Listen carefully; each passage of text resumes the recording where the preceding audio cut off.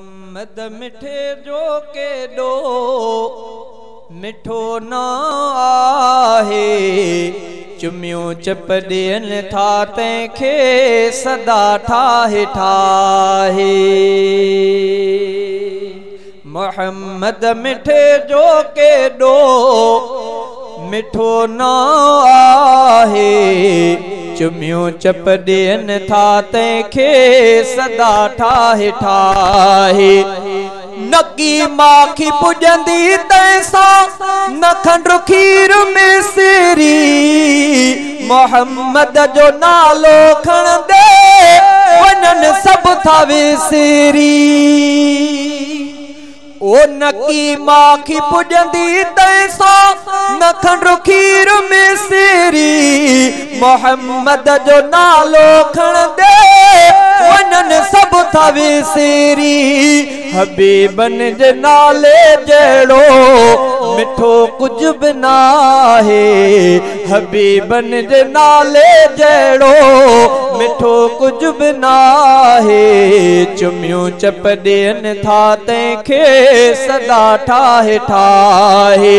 मोहम्मद मिठे जो के डो मिठो ना आहे चुमियों चपड़ियन था तंखे सदा ठाहे ठाहे।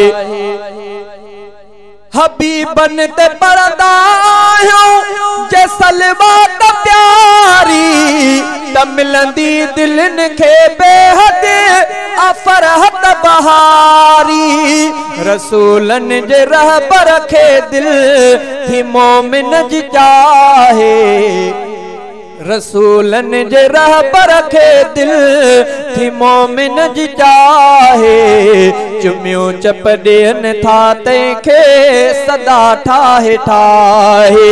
मोहम्मद मिठे जो के डो मिठो ना आहे चुमियों चपड़ियन था तंखे सदा ठाहे ठाहे।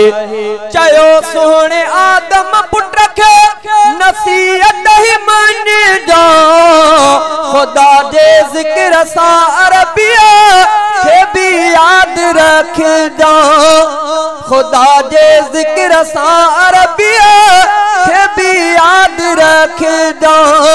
रसूलन जे रहबर खे दिल थी मोमिन जी चाहे रसूलन जे रहबर खे दिल थी मोमिन जी चाहे।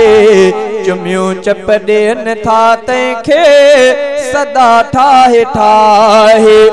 मिली सूह जह जे सदके दुनिया जे जमाना खे उहो नाव खण दे मिलंदो मज़ो आलबन खे।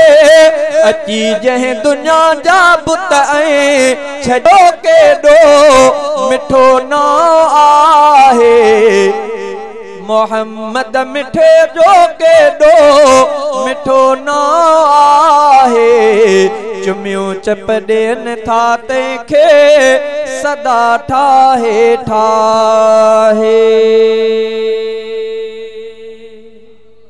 मोहम्मद मिठे जो के डो मिठो ना आहे चुमियों चपड़ियन था तंखे सदा ठाहे ठाहे। मोहम्मद मिठे जो के डो